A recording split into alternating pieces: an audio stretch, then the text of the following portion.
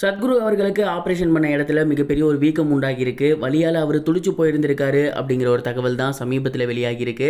அது என்ன அப்படிங்கிற கம்ப்ளீட் டீட்டெயில் தான் இந்த ஒரு வீடியோவில் நம்ம பார்க்க போகிறோம். ஈஷா ஃபவுண்டேஷன் நிருபர் சத்குரு அவர்களை நம்ம எல்லாருக்கும் ரொம்பவே நல்லா தெரியும். கிட்டத்தட்ட 66 வயசு ஆகியிருக்கு. ஆனால் இப்போயுமே இவர் உலக நாடுகள் முழுக்க சுற்றுப்பயணம் மேற்கொண்டுட்டு இருக்காரு.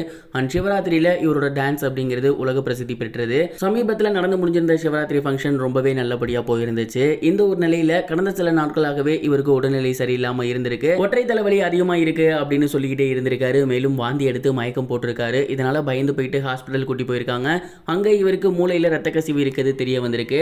உடனடியா அவருக்கு ஆபரேஷன் பண்ண ஏற்பாடு பண்ணியிருக்காங்க. டெல்லி அப்போலோல தான் இவருக்கு ஆபரேஷன் நடந்து முடிஞ்சிருந்துச்சு. இந்த ஒரு நிலையில ஆபரேஷன் பண்ண இடத்துல இவருக்கு வீக்கம் உண்டாகி இருக்கு அப்படிங்கிறது தெரிய வந்திருக்கு. அந்த ஒரு வீக்கத்தால இவர் ரொம்பவே அவதிப்பட்டு போயிருக்காரு. வலியால துடிச்சிருந்திருக்காரு.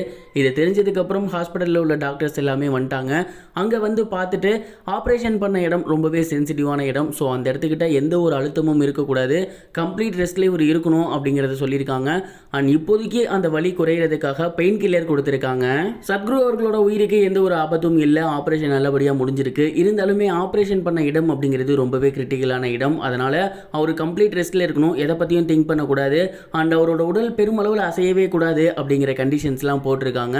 அண்ட் ஆப்ரேஷன் பண்ண இடத்துல தான் சின்னதாக வீக்கம் வந்திருக்கு.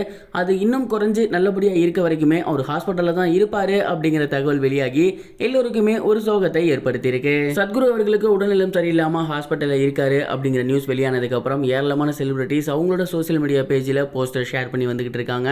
அந்த வகையில் பிரபல ஹிந்தி நடிகையான கங்கனா ரனாவட் அவர்கள் அவங்களோட சோசியல் மீடியா பேஜில் ஒரு போஸ்டர் ஷேர் பண்ணியிருந்தாங்க.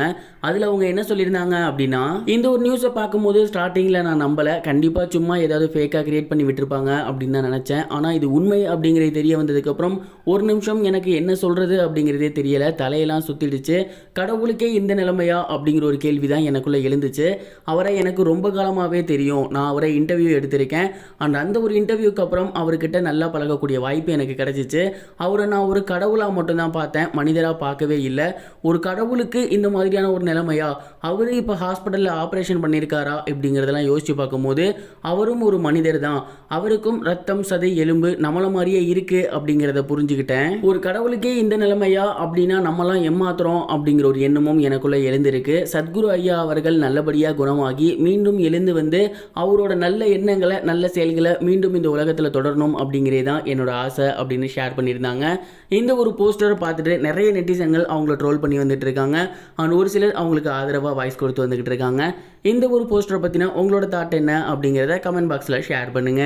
இது வரைக்கும் கனெக்டிங் டிவிக்கு சப்ஸ்கிரைப் பண்ணனா மறக்காமல் சப்ஸ்கிரைப் பண்ணிக்கங்க. உடனடி அப்டேட்ஸ் பெறுவதற்கு நோட்டிஃபிகேஷன் பெல்லையும் கிளிக் பண்ணிக்கங்க.